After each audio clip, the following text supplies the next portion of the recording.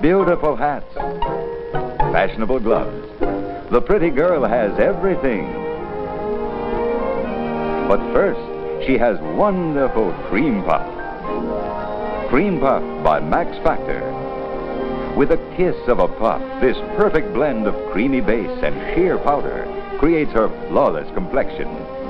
What if I told you that every beautiful woman you've ever admired on screen, in a magazine, or on Instagram was never actually real? Not in the way we think, at least. We like to believe there was something inherently more graceful, more effortlessly alluring about women in the past. But maybe you've looked at old Hollywood icons like Greta Garbo, Jean Harlow, or Vivian Leigh and thought, wow, they just don't make beauty like that anymore. Or maybe you've scrolled past a blurry, glowy selfie on social media and wondered how everyone else manages to look so flawless all the time. Skin like glass, eyes like light catchers, not a single pore in sight. But here's the twist. We've always been looking at illusions, from the early days of cinema to the latest TikTok filter. Women's appearances have been shaped and smoothed, airbrushed and adjusted, softened and sharpened, not to reflect reality, but to sell a fantasy. In the 1920s, cinematographers literally smeared Vaseline on their camera lenses to blur out imperfections on actresses' faces, creating a dreamy, gauzy halo that became synonymous with glamour. Magazine editors in the 1940s and 50s used razor blades and airbrushes to slim waists and smooth skin. And now, with Facetune and AI-powered filters, the same manipulation happens in an instant, with the press of a button. The technology has changed, but the intent has remained very consistent. To convince women that what they see is real, and that their own faces, their unfiltered, unretouched, unlit faces are not enough. We've been conditioned to compare ourselves to a standard that has never actually existed. It's not just modern beauty influencers we're measuring ourselves against. It's 100 years of curated lies. This isn't a story about vanity or insecurity. It's about how media has systematically distorted our perception of beauty for over a century. We're not suddenly obsessed with perfection. We've always been sold it, in different forms, wrapped in different packaging, but always just out of reach. And the more we chase it, the more disconnected we become from our own reflection. So before we ask why beauty standards feel so impossible today, we have to look back. Back to the silent film stars, back to the pinup girls, back to the dark rooms and the magazine covers and the endless retouching that quietly rewrote what beautiful was allowed to look like. Because if the standard has always been fake, then maybe it's time to stop trying to make ourselves fit into it.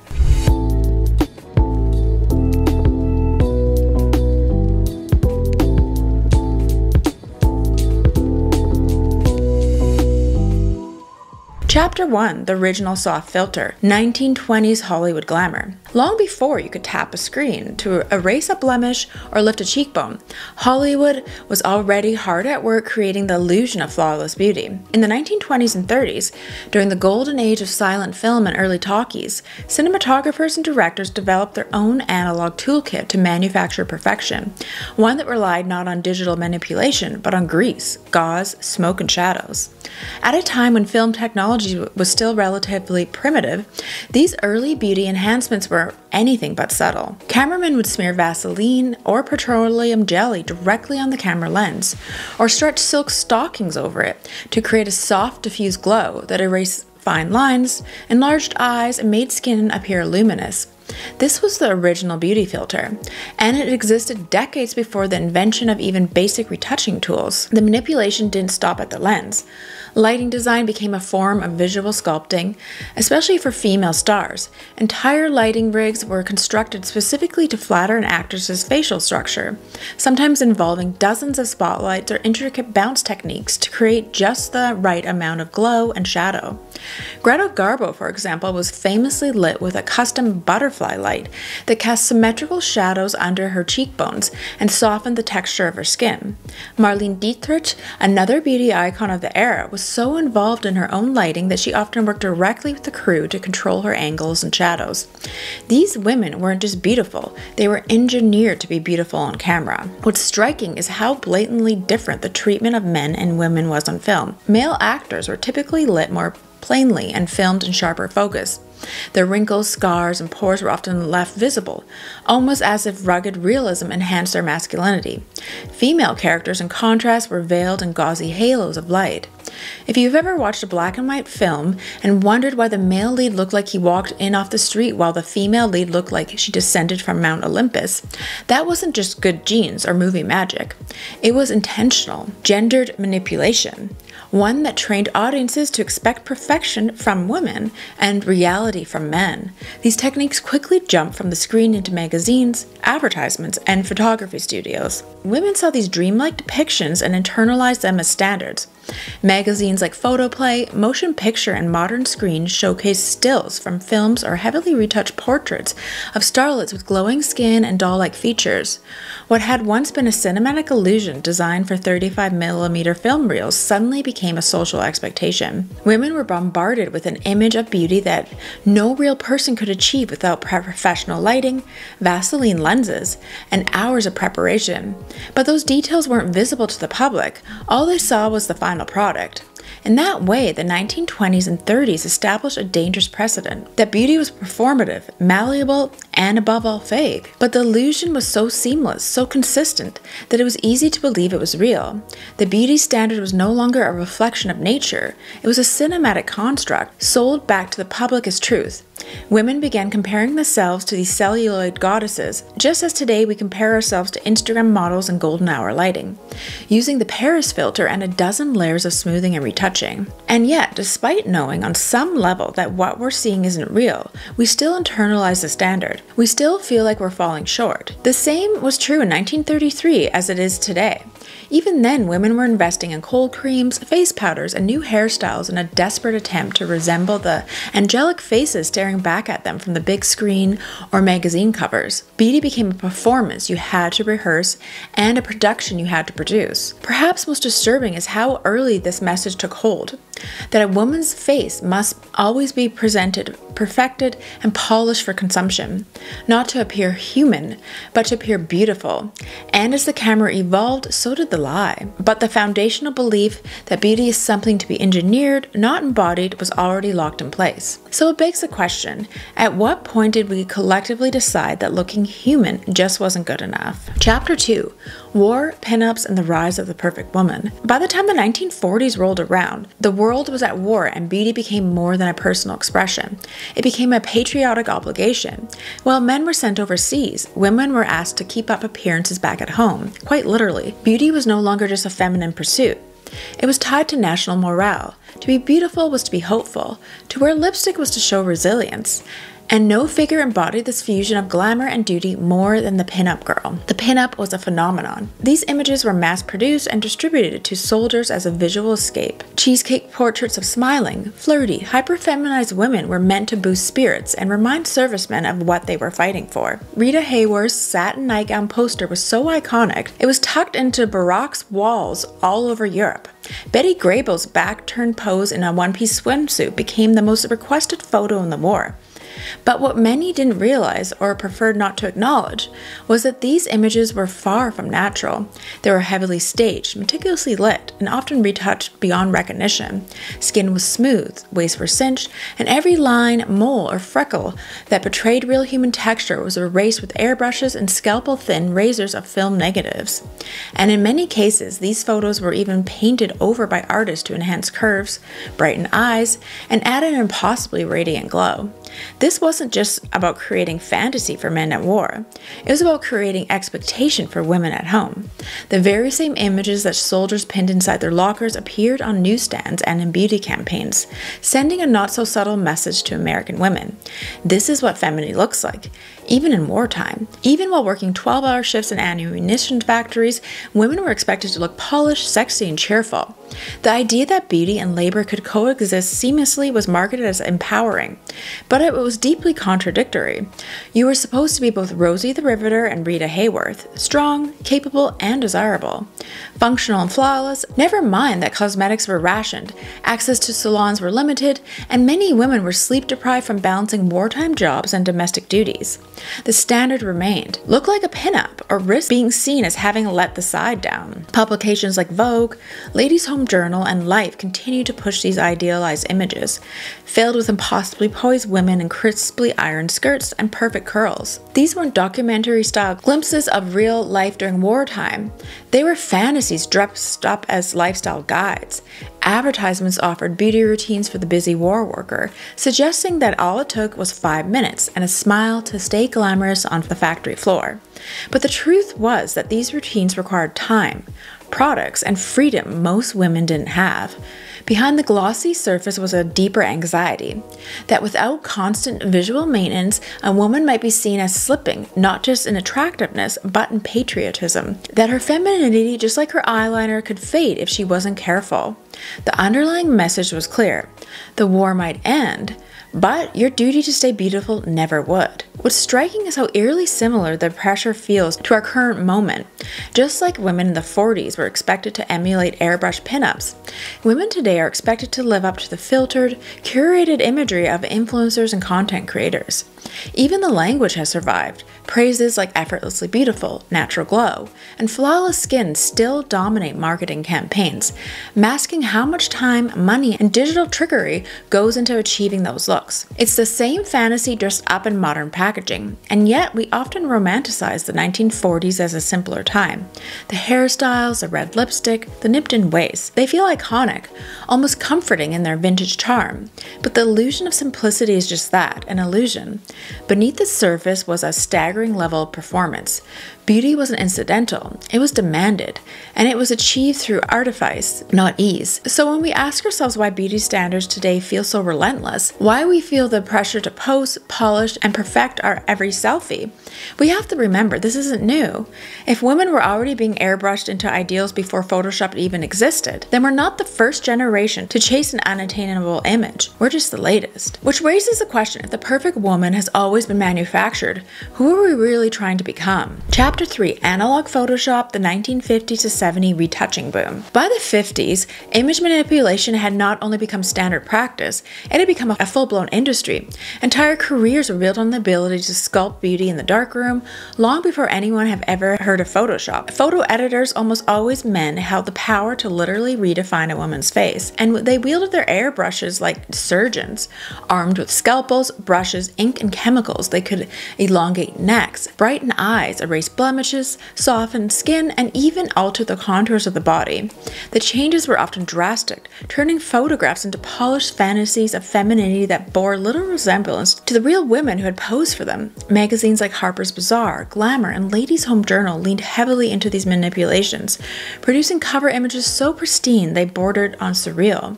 Skin was smooth to the point of translucency, teeth were whitened to a glowing ivory, and facial features were carefully tweaked to fit a narrow standard of beauty. High cheekbones, tiny noses, almond eyes, and soft but sculpted lips. These weren't photographs anymore, they were illustrations in disguise, but the public didn't see the airbrush strokes or the masked blemishes, they only saw perfection, and they were told this perfection was real.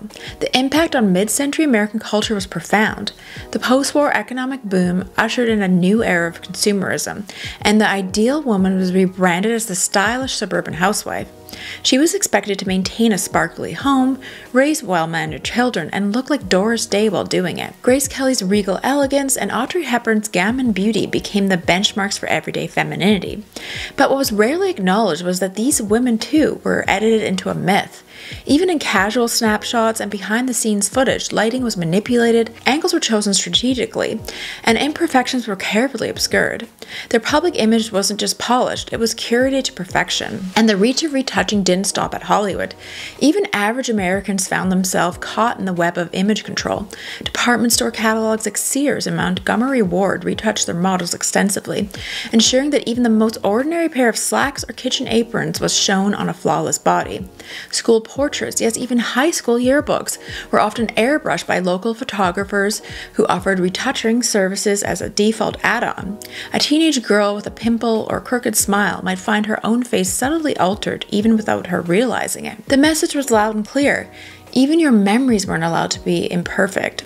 Interestingly, some of the most aggressively edited images weren't even photos at all.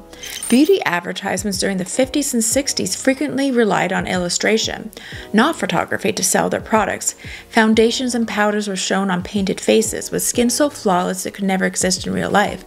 Mascara was drawn onto cartoon lashes that defied gravity. Lipsticks were modeled onto mouths more akin to Barbie dolls than a human woman. This wasn't just a fantasy, it was a fantasy pretending to be fact. Consumers were being shown an aesthetic ideal that not only wasn't real, it wasn't even human. This era laid the foundation for a culture where beauty was no longer a natural trait, but a manufactured goal. It shaped not only how women saw celebrities, but how they saw themselves. The edited image became the reference point, not the outlier. Beauty was no longer about standing out, it was about fitting in, into a mold that had been carved by stylists, photographers, and retouchers. Women began modifying their appearance to align with their own edited images.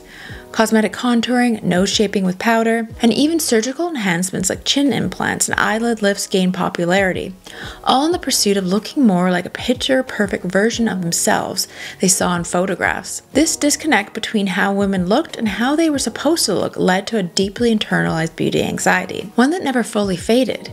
Every mirror became a site of comparison, every candid photo a disappointment. Even today, when we look back at those mid-century beauty ads with nostalgia, it's easy to forget that they were just as fake as the filtered selfies we critique now. Their charm lies in their aesthetic, not their honesty. So the next time you stumble across a 1960s magazine cover, perfectly composed with a glowing red-lipped housewife smiling in soft pastel tones, remember, you're not just looking at a vintage beauty ideal.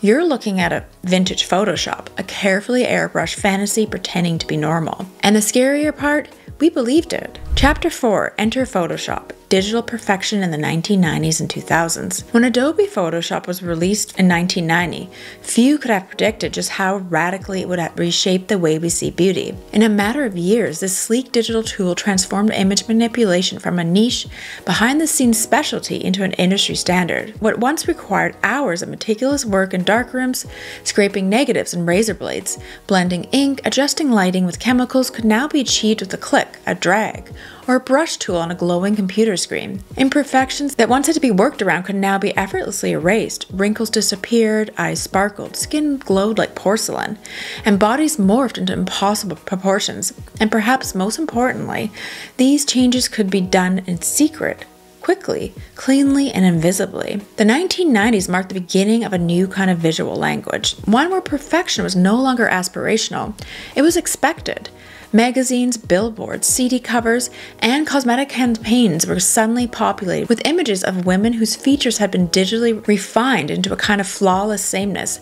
The results were subtle at first, a little skin smoothing here, a brighter smile there. But over time, the edits became more dramatic. Waists were cinched to inhuman dimensions, limbs lengthened, hair thickened, nose narrowed, and pores entirely erased. We began consuming a new aesthetic of beauty.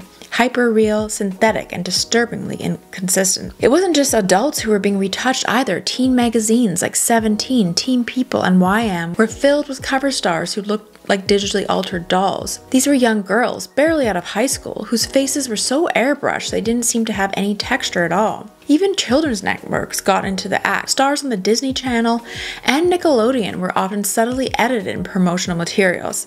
Their freckles softened, their skin color balanced into radiant neutrality, their features exaggerated for photogenic appeal. And while most viewers didn't consciously register these tweaks, the message sank in. Youth, beauty, and flawlessness weren't just idealized, they were engineered. One of the most famous quotes of the era came from Cindy Crawford, who in 1991 told the media, "Even I don't wake up looking like Cindy Crawford." At the time, it was a bold admission. Crawford was one of the most photographed women in the world, yet she was openly acknowledging the artificiality behind her public image. But even her honesty couldn't slow the momentum. As the decade progressed, the edits only got more aggressive, and the standard only grew more impossible. By the early 2000s, Photoshop wasn't just a tool for fashion editors, it was part of culture. It was used so pervasively that we began to forget what unedited skin looked like. Magazines no longer printed disclaimers about retouching because it was simply assumed. To appear in a national campaign without digital enhancement was nearly unheard of. And if someone did, it was a newsworthy act of bravery. Celebrities were praised for showing raw photos, even though those images were usually carefully lit and still edited, just more subtly. Authenticity became a pose, a new aesthetic category to be crafted and sold. Television, too, helped normalize the culture of digital enhancements. America's Next Top Model, one of the most influential shows of the early 2000s, openly glorified Photoshop.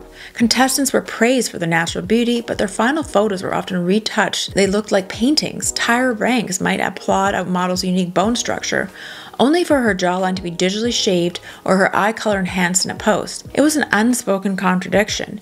You had to be real, but not too real. Flaws could be charming, but only the right kind, and only if they were retouched just enough to still appear photogenic. And as digital editing became more accessible, the public stopped being just the audience, but became participants. With the rise of MySpace and early Facebook and later Instagram, everyday users began to apply the same standards to themselves. We tilted our heads for better angles, uploaded our photos into rudimentary editing software, and began cropping, adjusting, and smoothing before anyone ever hit post. Suddenly, it wasn't just celebrities being edited, it was us. Girls in high school were photoshopping their senior portraits. College students were brightening their eyes and whitening their teeth in Facebook profile pictures. The same tools once reserved for professional image makers were now available to everyone, and with that came a new kind of pressure, not only to look good in real life, but to look digitally good. Ready for the feed, always polished, always presentable. What started as a silent technological shift quickly became a psychological one. The more we saw perfection, the more we expected it, not just from celebrities, but from ourselves. And with each small edit, the gap between who we are and who we are supposed to be widened. A pimple became unacceptable. A crooked tooth had to be corrected. Natural aging was a failure of self-maintenance. The result, a collective identity crisis. We were all looking at images of ourselves, but they were no longer really us. So when even authenticity is edited and curated, where does real beauty fit in? When the tools of perfection are so seamlessly integrated into our daily lives, do we even know what we actually look like anymore? Or have we fully transitioned into a world where beauty is no longer lived but rendered? Chapter 5, Filters, Facetune, and the New Age of AI Beauty. We've officially reached a point where you no longer need a studio, a photographer, and even Photoshop to alter your appearance. You just need an app. With the rise of smartphones, filters, and AI-powered editing tools, the power to manipulate beauty has moved from elite magazine offices and Hollywood sets directly into the hands of the public. It takes less than 30 seconds to reshape your nose, lift your cheekbones, whiten your teeth, and plump your lips, or even give yourself a virtual makeover with skin that glows like porcelain under invisible lighting. You can become a more perfect version of yourself before you've even had your morning coffee. What used to be a heavily guarded industry secret has become an everyday ritual for millions. Facetune, once whispered about in influencer circles as the not-so-secret sauce of the Instagram elite, is now seen as just another part of someone's getting ready routine. You don't edit your photos because you're trying to be deceitful. You do it because everyone else is doing it. In some corners of social media, posting an unedited selfie feels almost subversive. The line between editing and exiting has blurred. Not using a filter today can feel as bold as wearing no makeup to a formal event in the 50s. But the consequences of this new normal are deeply troubling. Numerous studies now show that girls as young as 10 are using beauty filters and reporting dissatisfaction with their unaltered faces.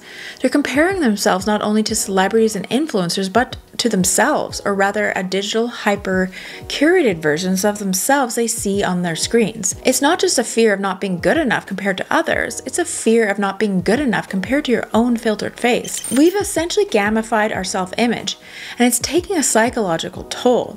Clinical psychologists have even begun referring to this as Snapchat dysmorphia, a phenomenon where people seek cosmetic surgery not to resemble celebrities but to match their filtered self. Even influencers, the very people who built their brands on relatability and so-called authenticity, are not immune. Many of them quietly rely on heavily editing tools, smoothing apps, and AI touch-ups to maintain a certain aesthetic. It's a paradox, become famous for being real, but must remain digitally flawless to keep their followers. And with beauty expectations evolving in real time across social media, it's no longer enough to look good.